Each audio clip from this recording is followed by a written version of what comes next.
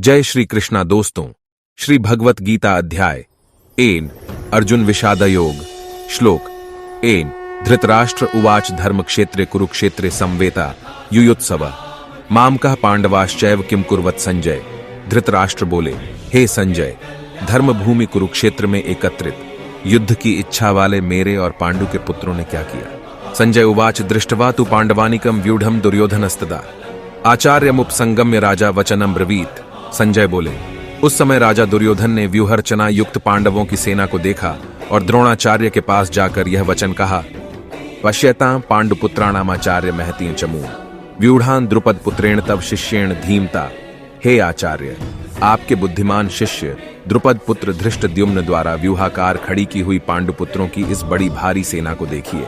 अत्र शूरा महेश्वासा भीमार्जुन समायुद्धि युधानो विराटश्च द्रुपदश्च महारथ धृष्टकेतुश्चेकितानः काशीराजश्च वीर्यवान् पुरुजित कुंती भोजश्च शैब्यश्च नरपुंव युद्धामन्युश्च विक्रांत उत्तमौजाश्च वीर्यवान् सौभद्रो द्रौपदेयाश्च सर्व एव महारथाः। इस सेना में बड़े बड़े धनुषों वाले तथा युद्ध में भीम और अर्जुन के समान शूरवीर सात्यकी और विराट तथा महारथी राजा द्रुपद, धृष्टकेतु और चेकितान तथा बलवान काशीराज, पुरुजित, कुंती भोज और मनुष्यों में श्रेष्ठ शैभ्य, पराक्रमी युद्धामन्यु तथा बलवान उत्तमौजा, सुभद्रा पुत्र अभिमन्यु एवं द्रौपदी के पांचों पुत्र, ये सभी महारथी हैं। अस्माकम तु विशिष्टा ये तान निबोध द्विजोत्तम नायका मम सैन्यस्य संझार्थम तान ब्रवीमिते।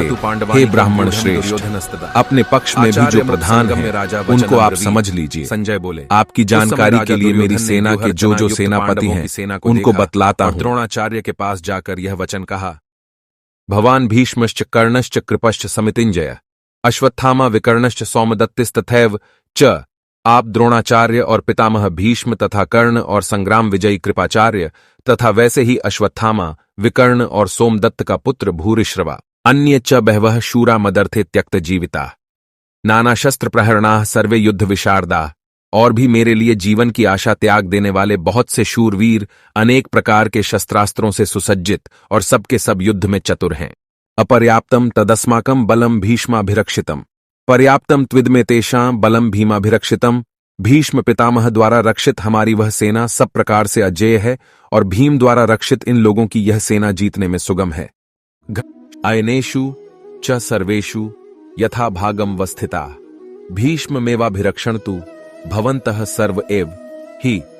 इसलिए सब मोर्चों पर अपनी अपनी जगह स्थित रहते हुए आप लोग सभी निःसंदेह भीष्म पितामह की ही सब ओर से रक्षा करें। संजय उवाच दोनों सेनाओं पांडवानिकम व्यूढ़म दुर्योधनस्तदा तस्य संजय आचार्यमुप संगम्य राजा वचनम ब्रवीत। सिंहनादम विनद्योच्चय। उस समय राजा दुर्योधन ने व्यूहरचना युक्त कौरवों में वृद्ध बड़े प्रतापी और द्रोणाचार्य के पास जाकर उस दुर्योधन के हृदय में हर्ष उत्पन्न करते हुए उच्च स्वर से सिंह की दहाड़ के समान गरज कर शंख बजाया।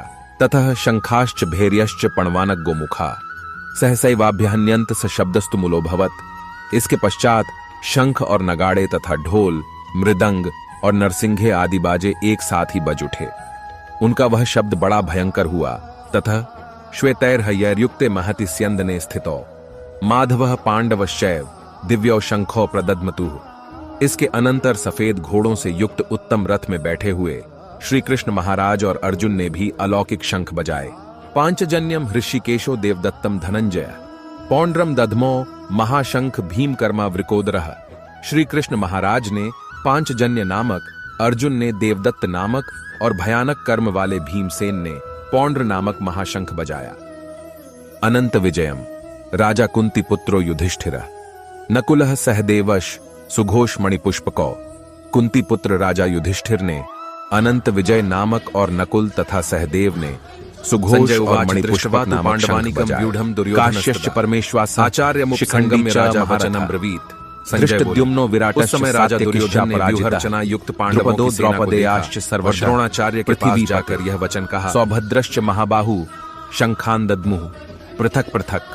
श्रेष्ठ धनुष वाले काशीराज और महारथी शिखंडी एवं धृष्टद्युम्न तथा राजा विराट और अजेय सात्यकी, राजा द्रुपद एवं द्रौपदी के पांचों पुत्र और बड़ी भुजा वाले सुभद्रा पुत्र अभिमन्यु, इन सभी ने, हे राजन, सब ओर से अलग अलग शंख बजाए। सघोषो धार्तराष्ट्राणा हृदयानि व्यधारयत नभश्च पृथ्वीं चैव तुमुलो व्यनुनादयन, और उस भयानक शब्द ने आकाश और पृथ्वी को भी गुंजाते हुए धार्तराष्ट्रों के अर्थात आपके पक्ष वालों के हृदय विदीर्ण कर दिए। अर्जुन द्वारा सेना निरीक्षण का प्रसंग।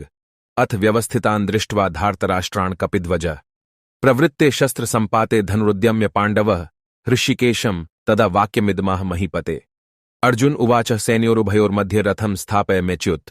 हे राजन, इसके बाद कपिध्वज अर्जुन ने मोर्चा बांधकर डटे हुए धृतराष्ट्र संबंधियों को देखकर उस शस्त्र चलने की तैयारी के समय धनुष उठाकर ऋषिकेश श्रीकृष्ण महाराज से यह वचन कहा, हे अच्युत, मेरे संजय रथ को उवाच दोनों सेनाओं के बीच में खड़ा पांडवानिकम कीजिए। व्यूढ़म दुर्योधनस्तदा निरीक्षेहम् आचार्य योद्धुका में राजा वचनम ब्रवीत। कैर्मया संजय सह बोले, युद्ध उस व्यमस्मिन् समय राजा दुर्योधन ने रणसमुद्यमे व्यूहरचना युक्त और पांडवों जब की तक कि मैं सेना को युद्ध देखा क्षेत्र में और डटे हुए द्रोणाचार्य युद्ध के के पास जाकर अभिलाषी यह वचन कहा, इन विपक्षी योद्धाओं को भली प्रकार देख न लूं कि इस युद्ध रूप व्यापार में मुझे किन किन के साथ युद्ध करना योग्य है, तब तक उसे खड़ा रखिए। योत्स्यमानानवेक्षेहम् य एतैत्र समागता धार्तराष्ट्रस्य दुर्बुद्धेर्युद्धे प्रिय चिकीर्षवः।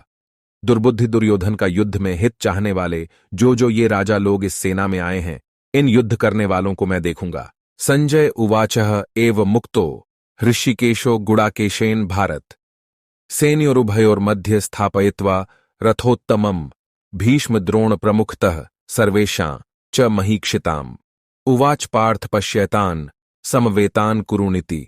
संजय बोले, हे धृतराष्ट्र, अर्जुन द्वारा कहे अनुसार महाराज श्री कृष्णचंद्र ने दोनों सेनाओं के बीच में भीष्म और द्रोणाचार्य के सामने तथा संपूर्ण राजाओं के सामने उत्तम रथ को खड़ा कर इस प्रकार कहा कि हे पार्थ, युद्ध के लिए जुटे हुए इन कौरवों को देख।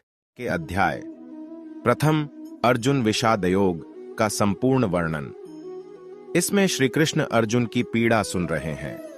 श्लोक 28 से लेकर 47। मोह से व्याप्त हुए अर्जुन के कायरता, स्नेह और शोकयुक्त वचन। अर्जुन उवाच दृष्टेवमं स्वजनम कृष्ण युयुत्सु समुपस्थितम सीदंती मम गात्राणि मुखम च परिशुष्यति वे पथुष शरीरे में रोमहर्षश जायते। अर्जुन बोले, हे कृष्ण, युद्ध क्षेत्र में डटे हुए युद्ध के अभिलाषी इस स्वजन समुदाय को देखकर मेरे अंग शिथिल हुए जा रहे हैं और मुख सूखा जा रहा है तथा मेरे शरीर में कंप एवं रोमांच हो रहा है। गांडीवम स्रंसते हस्तात्वक्चैव परिदह्यते न च शक्नोम्यवस्थातु भ्रमतीव च में मनः। हाथ से गांडीव धनुष गिर रहा है और त्वचा भी बहुत जल रही है तथा मेरा मन भ्रमित सा हो रहा है, इसीलिए मैं खड़ा रहने को भी समर्थ नहीं हूं। निमित्तानि च पश्यामि विपरीतानि केशव न च श्रेयोनुपश्यामि हत्वा स्वजन माहवे। हे केशव, मैं लक्षणों को भी विपरीत ही देख रहा हूं तथा युद्ध में स्वजन समुदाय को मारकर कल्याण भी नहीं देखता। न कांक्षे विजयं कृष्ण न च राज्यं सुखानि च कीन नो राज्येन गोविंद कीन भोगैर्जीवितेन वा। हे कृष्ण, मैं न तो विजय चाहता हूं और न राज्य तथा सुखों को ही। हे गोविंद, हमें ऐसे राज्य से क्या प्रयोजन है अथवा ऐसे भोगों से और जीवन से भी क्या लाभ है। ये समर्थे कांक्षितम नो राज्यम भोगा सुखानि च तैमेव स्थिता युद्धे प्राणान् त्यक्त्वा धनानि च। हमें जिनके लिए राज्य भोग और सुखादि अभीष्ट हैं, वे ही ये सब धन और जीवन की आशा को त्याग कर युद्ध में खड़े हैं। आचार्यः पितरः पुत्रस्तथैव च पितामहः मातुलः श्वशुराः पौत्राः श्यालाः संबंधिनस्तथा गुरुजन ताऊ चाचे लड़के और उसी प्रकार दादे मामे ससुर पौत्र साले तथा और भी संबंधी लोग हैं। ऐतान्न हन्तुमिच्छामि घ्नतोपि मधुसूदन अपि त्रैलोक्य राज्यस्य हेतो किन्नु मही कृते। हे मधुसूदन, मुझे मारने पर भी अथवा तीनों लोकों के राज्य के लिए भी मैं इन सबको मारना नहीं चाहता, फिर पृथ्वी के लिए तो कहना ही क्या है। निहत्य धार्तराष्ट्रान्न का प्रीति स्यात् जनार्दन पाप में वाश्रये दस्मान हथवैतानाथताय न। हे जनार्दन, धृतराष्ट्र के पुत्रों को मारकर हमें क्या प्रसन्नता होगी। इन आतताइयों को मारकर तो हमें पाप ही लगेगा। तस्मान नारहा वयम हंतु धार्तराष्ट्रान् स्वबांधवान् स्वजनम ही कथम हत्वा सुखिन्नः श्याम माधव। अतएव हे माधव, अपने ही बांधव धृतराष्ट्र के पुत्रों को मारने के लिए हम योग्य नहीं हैं, क्योंकि अपने ही कुटुंब को मारकर हम कैसे सुखी होंगे। यद्यप्येते न पश्यन्ति लोभोपहच्चेत्सा कुलक्षय कृतम दोषम मित्रद्रोहे च पातकम कथम न जयमस्माभिः पापादस्मान् निवर्तितुम्। कुलक्षय कृतम दोषम प्रपश्यद्भिर्जनार्दन। यद्यपि लोभ से भ्रष्टचित्त हुए ये लोग कुल के नाश से उत्पन्न दोष को और मित्रों से विरोध करने में पाप को नहीं देखते, तो भी हे जनार्दन, कुल के नाश से उत्पन्न दोष को जानने वाले हम लोगों को इस पाप से हटने के लिए क्यों नहीं विचार करना चाहिए। कुलक्षये प्रणश्यन्ति कुल धर्मा सनातना। धर्मे नष्टे कुलम कृत्स्नम धर्मो भिभवत्युत। कुल के नाश से सनातन कुल धर्म नष्ट हो जाते हैं तथा धर्म का नाश हो जाने पर संपूर्ण कुल में पाप भी बहुत फैल जाता है। अधर्माभिभवात् कृष्ण प्रदुष्यन्ति कुल स्त्रिय। स्त्रीषु दुष्टासु वार्ष्णेय जायते वर्ण संकरः। भावार्थ, हे कृष्ण, पाप के अधिक बढ़ जाने से कुल की स्त्रियां अत्यंत दूषित हो जाती हैं, और हे वार्ष्णेय, स्त्रियों के दूषित हो जाने पर वर्ण संकर उत्पन्न होता है। संकरो नरकायेव कुलघ्नाना कुलस्य च। पतंति पितरो ह्येषां लुप्त पिंडोदक क्रिया। वर्ण संकर कुलघातियों को और कुल को नरक में ले जाने के लिए ही होता है। लुप्त हुई पिंड और जल की क्रिया वाले अर्थात श्राद्ध और तर्पण से वंचित इनके पितर लोग भी अधोगति को प्राप्त होते हैं। दोषैरितः कुलघ्नानाम वर्ण संकर कारकः उत्साद्यन्त जाति धर्मा कुल धर्माश्च शाश्वता। इन वर्ण संकर कारक दोषों से कुलघातियों के सनातन कुल धर्म और जाति धर्म नष्ट हो जाते हैं। उत्सन्न कुल धर्माणाम मनुष्याणां जनार्दन नरकेण्यतम वासो भवतीत्यनुशुश्रुम। हे जनार्दन, जिनका कुल धर्म नष्ट हो गया है, ऐसे मनुष्यों का अनिश्चित काल तक नरक में वास होता है, ऐसा हम सुनते आए हैं। अहो बत महत्पापम कर्तुं व्यवसिता वयम यद्राज्य सुखलोभेन हंतु स्वजन मुद्यता। हाँ शोक, हम लोग बुद्धिमान होकर भी महान पाप करने को तैयार हो गए हैं, जो राज्य और सुख के लोभ से स्वजनों को मारने के लिए उद्यत हो गए हैं। यदि माम प्रतिकारम शस्त्रम शस्त्रपाण्या धार्तराष्ट्रारणे हन्युस्तन में क्षेमतरम भवेत। यदि मुझ शस्त्र रहित एवं सामना न करने वाले को शस्त्र हाथ में लिए हुए धृतराष्ट्र के पुत्र रण में मार डालें, तो वह मारना भी मेरे लिए अधिक कल्याणकारक होगा। संजय उवाच एव मुक्त्वार्जुनः संख्ये रथोपस्थ उपाविशत विसृज्य सशरम चापम शोक संविघ्न मानसः।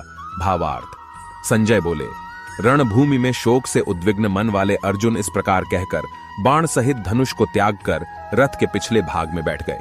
एईउएम तत्सदिति श्रीमद्भगवद्गीता सूपनिषत्सु ब्रह्म विद्यायां योग शास्त्रे श्री कृष्णार्जुन संवादे अर्जुन विषाद योगो नाम प्रथमोध्याय।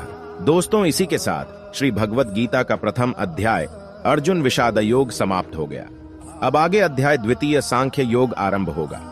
दोस्तों, अब आगे मुलाकात होगी श्री भगवत गीता के अन्य श्लोकों के साथ। जय श्री कृष्ण।